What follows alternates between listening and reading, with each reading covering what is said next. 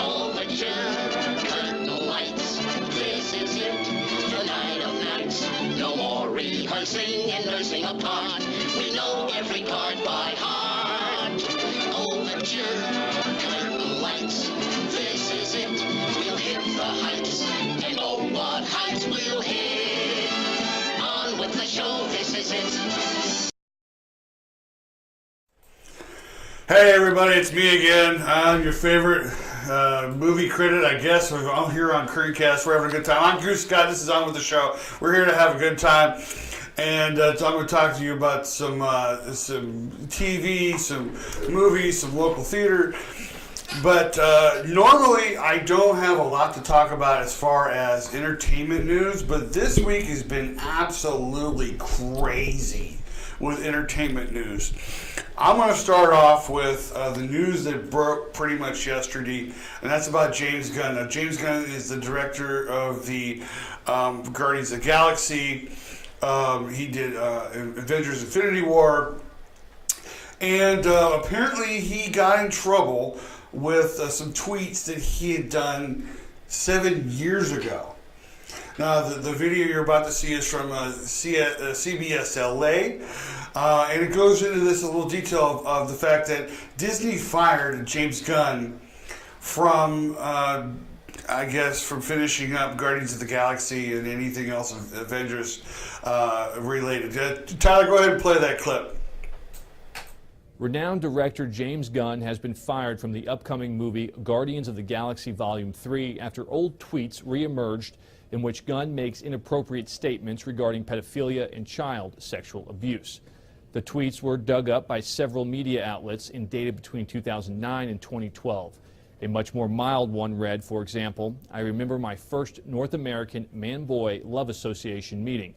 It was the first time I felt okay being who I am. Some of those guys are still my BFFs." Gunn deleted his Twitter account and republished it with a statement that read in part, quote, "For the record, when I made these shocking jokes, I wasn't living them out. I know this is a weird statement to make and seems obvious, but still, here I am, saying it. I don't blame my past self for this, but I like myself more and feel like a more full human being and creator today. Love you too, you all." Gunn is currently writing and producing a reboot of Starsky and Hutch for Amazon. Matt Uris for CBS LA.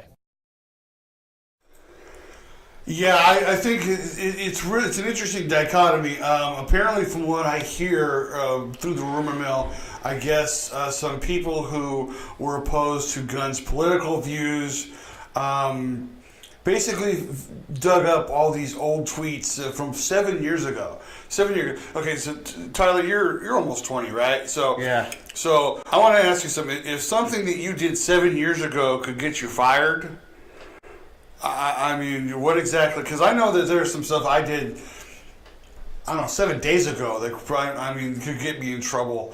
I'm not going to go into details on that, but the fact that somebody can dig stuff up from all that time ago that could get you in trouble today, I think it's kind of weird. It's kind of interesting. Now, let's be honest. Some of the things that, in fact, a lot of the things that James Gunn tweeted were pretty vile. That was about pedophilia, homophobia. He talked about 9/11, AIDS, the Holocaust, and he just said, and all he said was, as apologizing was, well, I was just joking for shock value. I was just wanted to get a rise out of people when I said this stuff. That's not a good answer. That's not a good answer. I mean, I can understand. If you're like a comedian, let me tell you something. I remember seeing Sam Kinison live. He said some things that were pretty shocking. George Carlin said some things that were pretty shocking. Lenny Bruce. All these comedians. One of the biggest insult comedians of all time was Don Rickles. Said some things that were pretty shocking.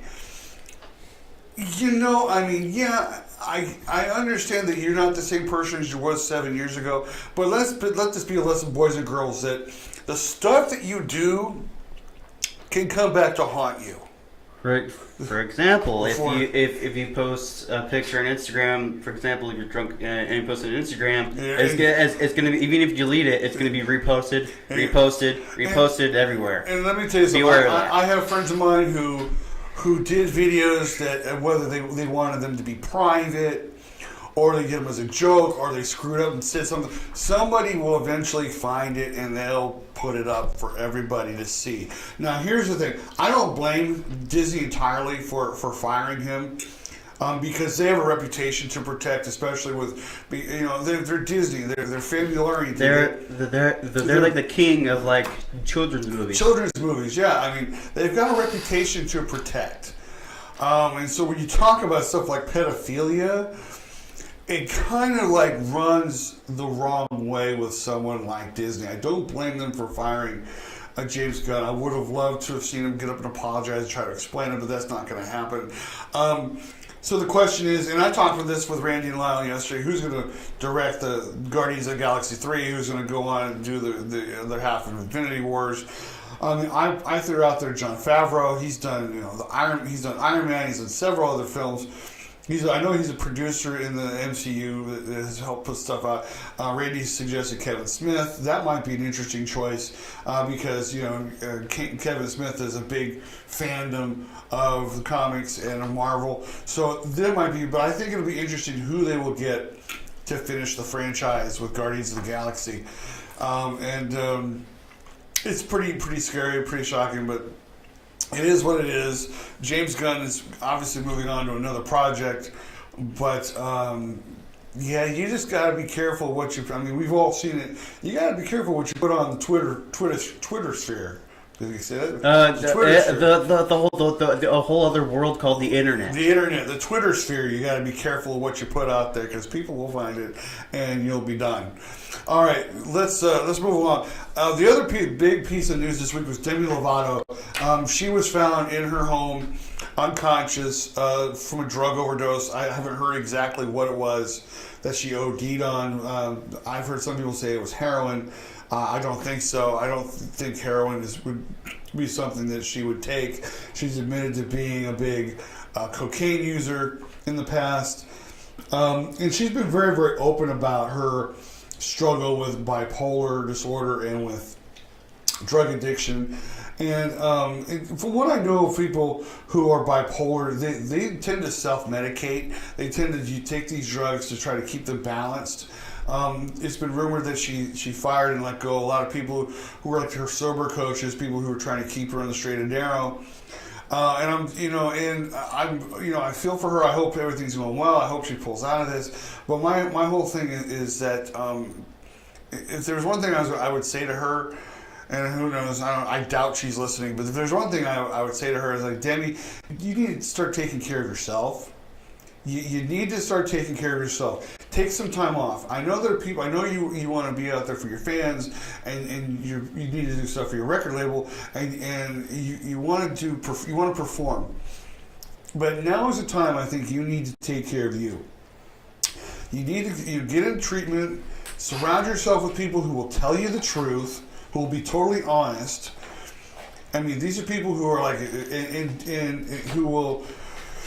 If you're going through something and you want to like relapse, these are the people who will who will surround you and give you the advice, the truthful advice you need to hear. And let me also tell you that, the fact that you relapse don't guilt yourself over. Don't be guilty because you relapsed. Okay, that's a part of going through the process. You're gonna relapse, and when you relapse, you want to have people around you. But please, take care of yourself. Take some time off. Go travel. Go be with some people that that you love.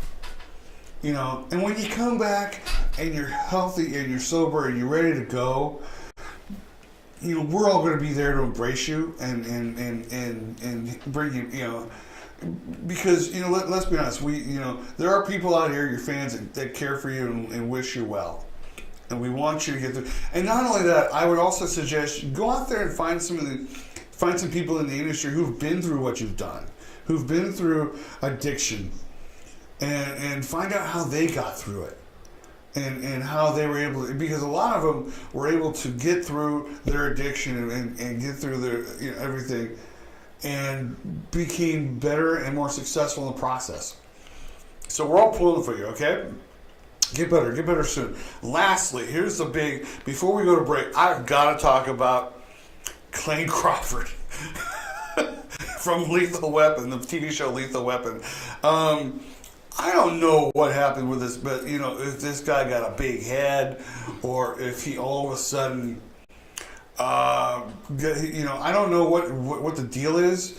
I will tell you this, that apparently him and Damon Wayans got into it on the set, and I'll talk a little bit more. Tyler, you got that clip ready?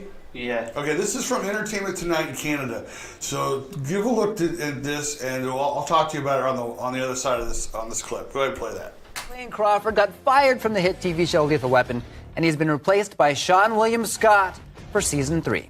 Yeah, once viewers started to complain about the firing, Damon Wayans just couldn't handle the sympathy that Clayne was getting, so he posted the photo of the injury he suffered on set during an episode that Clayne directed. So unexpected shrapnel hit Damon in the head, and he blamed Clayne for creating an unsafe work environment. Damon also detailed some of the abuse, both physical and verbal, that other cast and crew suffered from Clayne. Well, now Variety has obtained some audio of the fight between Damon and Clayne that they had on set the day after Damon suffered that cut to his head.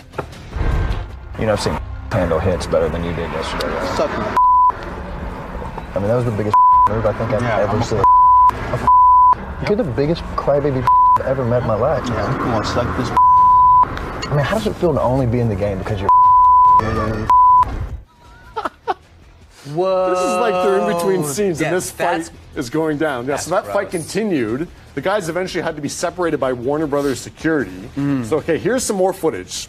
So Clayne is off camera for this scene that he's doing with another actor, and Clayne gets really annoyed by some noise that's happening near set. What do you think I should do? What's that? I don't know!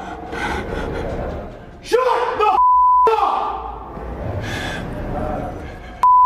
Newman, they're right here. Get somebody in here with a walkie and shut them the up! Or did we not pay for this place? If we did, shut them the up! Oh man, that poor actor is trying to stay. This is the most dramatic scene he's ever done. Yeah. This is him on camera. He's like, I can't waste a moment. Well, yeah, I guess for an actor, you want to stay in that intensity. That's it. So it's like he's trying, like he's ready to go again, like ready to do the lines again. He's got that prop gun right here. But Clayne's yelling and then off camera.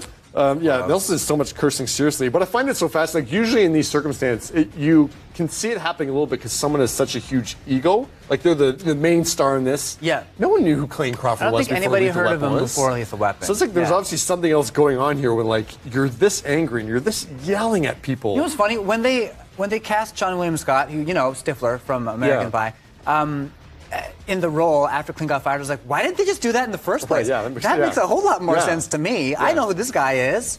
But even like with Clayne too, like after he was fired, he was very appreciative of the experience. Like he didn't come back kind of like regretting being fired. So I guess he saw the error in his ways. But I mean, even like you just wonder what is going on here that you're this angry and this irate in all these different circumstances. Yeah, Ashley says the guy is staying in his role so well. Yeah, props to that guy. Give that guy an award. Is there an award for an actor who's trying to do their scenes while the director is just freaking out? But he's the actor. He was the actor in the scene too. Like Clayne's in that scene. Oh, he's in that scene with him. Yeah, so he didn't direct that episode. No, yeah, there's just another scene. Chisel Tip on YouTube just says wowzers. Yeah, Isabel says therapy may be needed. No, definitely. Yeah, there's something very strange going on. Here's this poor actor who's doing a scene with him, and he's like this. And Clayne Crawford goes off on someone behind him on set about making too much noise. This is crazy. I mean, and what's interesting is this isn't anything new. This has happened. This happens a lot on sets. Shannon Doherty got thrown off 2 TV shows because she was being difficult on set. I heard, and was confirmed by someone I met, that worked on the X-Files, where at one point Dave Duchovny and Gillian Anderson couldn't be on the set together.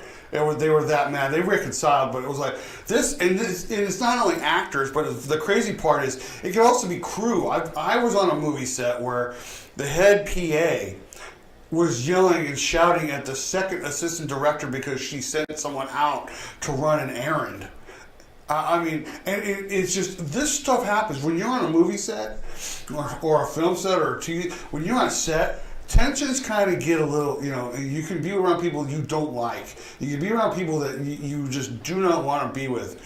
And, but let me just tell you something. And you said you wanted to chime in on this. Why don't you chime in on this real quick? Okay. I'm like, whoa. It's like, I worked on a few of his movies, and there wasn't any fights, but it is kind of stressful. Mm-hmm. It's very stressful. Especially if there's one time where we did like one movie like till like a little bit past midnight. Yeah, we were, and I was tired, and all I wanted to do was sleep. Yeah, but I just pulled through it. But seriously, people, if you get mad. I know some people who do this like they're like. Some of them have what I call rainbow mouth. Rainbow mouth, I love that.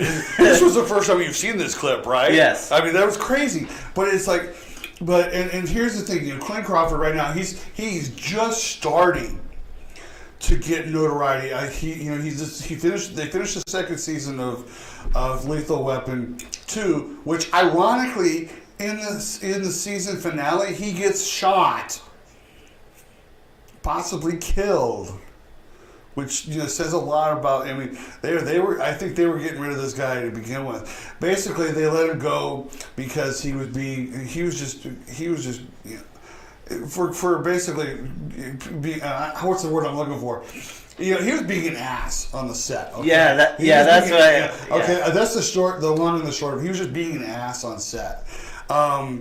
And being complicated. And here's the thing, because right now he did a movie called Tinker, I think, that's coming out. He's either out or just out, and he's won several awards for in the indie scene, the Christian movie scene, which amazingly enough, a Christian film, and you hear his mouth or hair, but and it looks like he's just starting to come into his own, and he does something like this where he becomes just too inflated in the head. Too inflated in the head, and let me tell you. And again, this is nothing new. We've seen this with a lot of actors who think that they're bigger than what it is they're doing. And here's my piece of advice for anybody out there, because one thing that I can tell you is actors and directors, we all want to be professional. Just be professional. You may not like the person you work with, but be professional. That's all you got to do. And don't have rainbow mouth, and don't fight. Yeah, because let me tell you something. You could be on top of the world. You could be the biggest thing in Hollywood 1 minute, and then you could be a trivia question on a game show the next. That's how fast it works. Because when you're labeled as being difficult on set, nobody wants to work with you. Nobody. It's the same thing with sports. Same thing with sports. And music. And music. And gaming and a lot of stuff. And anything. If you're difficult to work with, you usually find yourself replaced. All right. On the other side of this, I'm going to go into some movies that I saw this past week that I think you should catch. This is Goose with On With The Show. We're here with Kurtcast.com, the beautiful Bakersfield Music Hall of Fame. We'll be back right after these messages.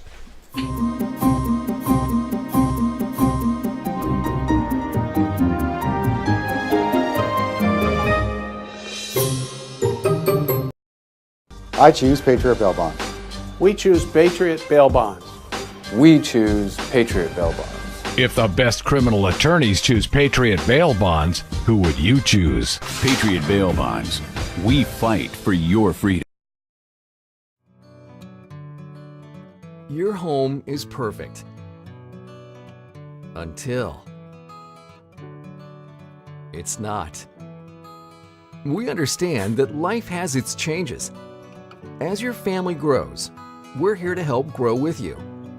Because taking care of your family is important to you. and important to us. Your story starts here with Cornerstone Mortgage. Hey, we're back. All right, this is Goose Guy on with the show, and the big movie that I saw this week that opens today is Mission Impossible Fallout. Now, this is, I don't know, I think the 6th movie in this franchise, and with the Mission Impossible films, you're not sure what you're going to get. Are you going to get the cheesy, spy film, or are you going to get something that's really action-packed? And I will tell you this, I was not disappointed. I will tell you this, though. Mission Impossible Fallout is 2.5 hours. Wow. It's 2.5 hours. But here's the crazy thing. It doesn't feel like 2.5 hours. It moves really quick. Now, it moves at a pace where you have a lot of action, you have a lot of tension, and it keeps moving, and then you get a little bit of a break.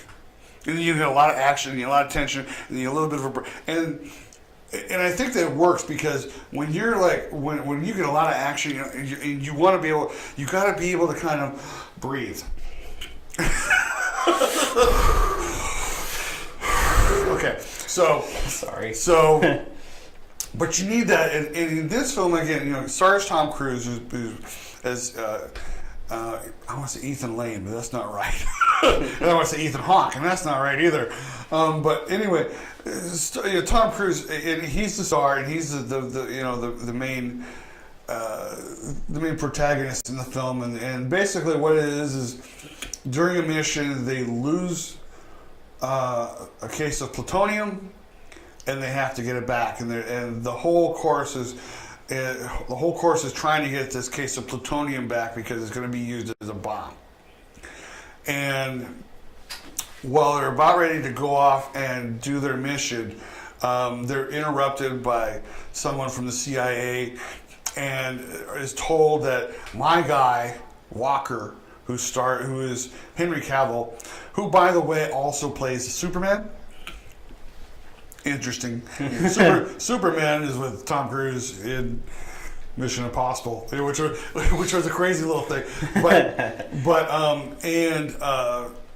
they have to work together in order to find the plutonium. And of course, as in every Mission Impossible film, you get, you find out, that a lot of the stuff that's going on was planned all along, and you get the usual backstabbing,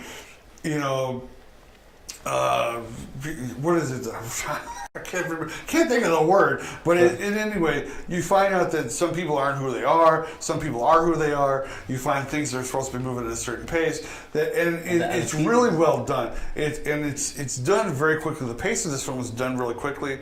And what I like, the other thing that I like about this film is that it makes. Tom Cruise is. I was talking with Randy and Lionel yesterday about it, and it's kind of like the Mission Impossible films are kind of like competing with the James Bond films. And what you have is James Bond with a team that's basically trying to put everything and help save the world and all this stuff. And it's really, really different. And here's a movie that if you've never seen the other Mission Impossible films, it stands on its own. It does build upon the other previous films, but it does stand alone as a film that you can watch by itself if you haven't seen the other films. I recommend that you go see it. It's not terribly violent. There are some shootings and some people get beat up, but it's not terribly violent, and it really holds its own among all the other summer blockbuster films. And I'm going to say again, I've been very, very pleasantly pleased with a lot of the blockbuster films that have come out this year. I was gonna knock you down, but we went and saw Incredibles 2, and what did you think of Incredibles 2?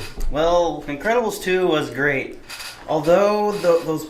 As Dad said a few weeks, like a month or whatever ago, that there is a strobe effect, and if one of you guys if one of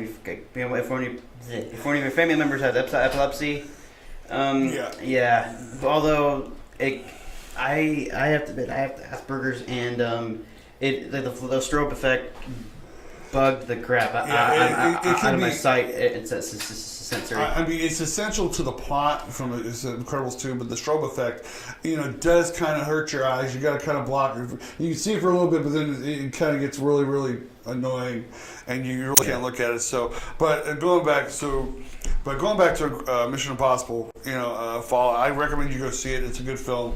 And again, I've been very, very happy and pleased with a lot of the films, the big films that have come out this summer. Because usually you get a couple that are just absolute duds. All right, I went to the Red Box this week, and for some reason, all of the movies I saw this week had something to do with spies and espionage. I don't know why. It's a random theme. But I went to the Red Box, and my wife wanted to see Red Sparrow. And I thought, okay, well, this is... I've heard mixed reviews about it. I've heard some not so good things about it. I like to check it out for myself, and so I had a chance to watch it. How do I say this? It was crap. It was crap. Yeah, it was crap. It was a big pile of crap. It was a crap emoji on top of a crap emoji. It was horrible. This movie's horrible. Okay, even for $2, this movie's horrible. It was billed as a suspense drama, and it's neither suspenseful nor dramatic. It's really my number one problem with Red Sparrow is that it's too long. It's way too long. The first act is all exposition, which could have been explained in other parts of the film. And again, it's based on a book. And a lot of people are like, well, I want to be true to the original content. If the original content doesn't, because sometimes you'll get a book and the original content just doesn't work for film. It just, you have to find, even Peter Jackson figured that out when he did the Lord of the Rings trilogy. He had to figure out ways to be able to piece the whole trilogy together and have it make sense without it running into any kind of speed bump, drudgery. This Red Sparrow is just a god awful film. The story's horrible, and again, it's about basically a ballerina played by Jennifer Lawrence who breaks her leg during a performance, and she can no longer dance, and her uncle, who works for the KGB, gets her a job as a spy, as a sparrow. And what a sparrow is a spy that basically uses her sexuality to extract information. Okay.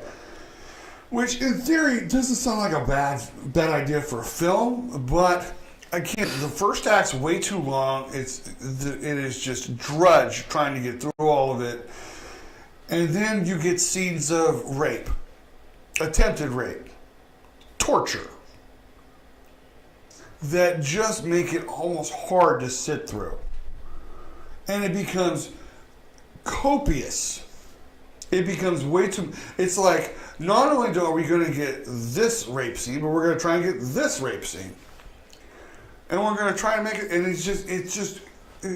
and it's not even artistically done well. And at some point, I began to think that the only reason for this film was to get Jennifer Lawrence naked on film. Because she is naked a lot in this film. And for most men, I'm sure they're like, well, shoot, I'll watch this just to see her naked. But the story is just horrible. And in no time could she ever get that Russian accent right. She just couldn't get it down. Now, there are a couple of redeeming qualities about Red Sparrow. The cinematography is well done. The editing is well done. And there's a great performance by Jeremy Irons. But it's all wasted in this god-awful story that just doesn't make sense. It just, again, it's a crap emoji on top of a crap emoji. On top of another crap emoji. Yeah. So I will tell you this. Even for $2, I would avoid spending any money on Red Sparrow and get something like Sherlock Gnomes, because at least you can laugh in that film. All right. Or get an emotional movie so you can cry. Yeah, get something. I can only imagine that's a great film. Get that film instead. Red Sparrow, just Just sweep it under the rug. Just don't even bother. All right, last film that I saw, and again, I love clicking through my weekend channels trying to find a movie. I found a movie that I had never seen before, and it looked interesting, and it's a movie called Rendition. It's done back in 2007. It stars Jake Gyllenhaal, Reese Witherspoon, Meryl Streep, Alan Arkin, Peter Skarsgård, and and even I can't even remember the guy who plays. You hit your mic again. I hit my mic again. I like fries and a Coke, please. And and a milkshake. Sorry. Well, I do this show for fun. Okay, so I'm having a good time. Anyway, so. And the story is about, and I can't remember the brilliant performance. All I can remember was the guy's last name was Met Wally. But he was, they were all brilliant. They were all fabulous. The story is about a suicide bombing that happens in Egypt in an attempt to kill one of the leaders of the Egyptian government. And the CIA picks up this, because one of their own dies in the blast, the CIA picks up this this case, and what happens is that this guy, who's an engineer, a chemical engineer by the way, who's on his way home from Egypt to I think Chicago, he gets detained at the airport and he mysteriously disappears from his. Actually, he lands in Washington D.C. and he mysteriously disappears. So he flies from Egypt to Washington, D.C. Once he lands, I think it's Chicago. Once he lands in the States, he gets detained, he gets kidnapped, he gets sent back to Egypt because guess what? It's easier for us to question and torture people on other soil than it is on the United States soil. That's Rendition. This guy gets tortured, and let me tell you something. The torture scenes in this film are hard to watch. But they're nothing close to the god-awful torture that you see in Red Sparrow. All right? And they believe that because this guy has a certain link to this terrorist group, that he must know something. So they're trying to extract information from whatever way they can. And what happens is Gyllenhaal's character, basically, he can't stand the torture anymore. He doesn't believe the guy knows anything. So he basically wrestles with the people under the people above him and the people in the Egyptian government who are trying to get information. That's the gist of, and the performances in this film are fabulous. Reese Witherspoon plays the wife of this engineer who's just trying to figure out where her husband is, and she's just heartbroken. She's like pregnant out to here. And she's just trying to figure out where her husband is and why they're detained. The most interesting part about this film is the story itself, because the story shows three or four different stories in this, and they're all woven together pretty well done. You got the guys being detained for torture. You got the wife trying to find him, but you also have the Egyptian government guy who is like trying to find his daughter because she's run off, and then you have the daughter who's hooked up with her boyfriend, and she's finding out that he's become involved in some extremist group, and it all kind of weaves together. And if you watch this, and I will tell you something, the way this is told and the way this is shot, the only way I can describe it is that it's a linear story. I can't keep it in mind. It's a linear story that's shown in almost a non-linear fashion. And the only thing I can do to tell you, because I can't give this away, you have to see it for yourself. The way this movie is done is just brilliant. The story comes at a climax that you don't see coming. I didn't see it coming. And when I finally saw, I went, oh my God, that's brilliant.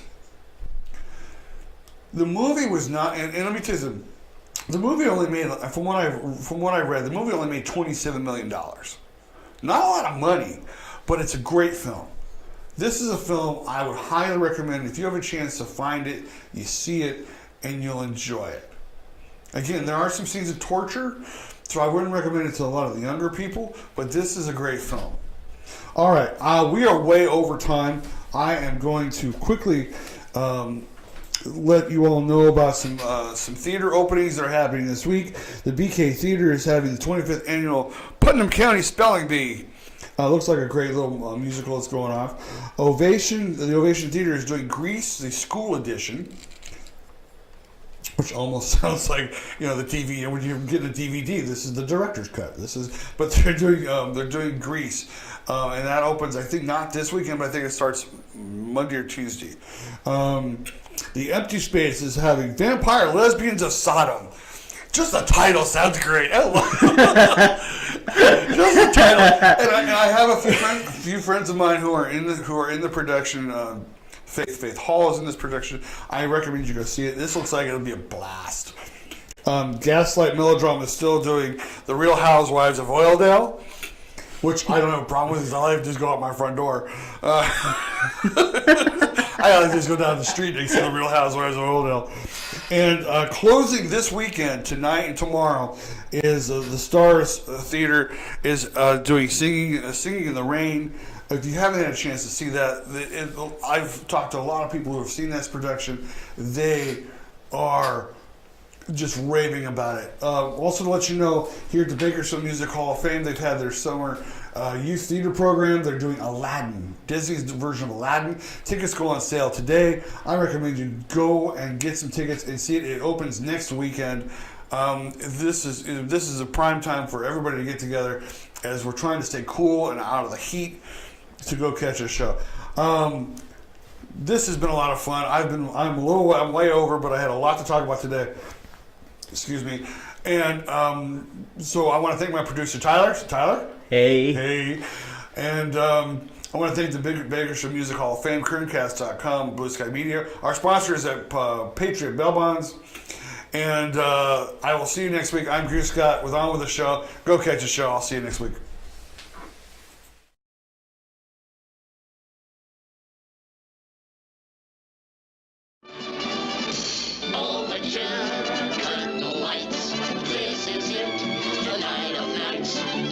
Rehearsing and nursing a part. We know every card by heart. Overture, curtain lights. This is it. We'll hit the heights. And oh, what heights we'll hit. On with the show. This is it.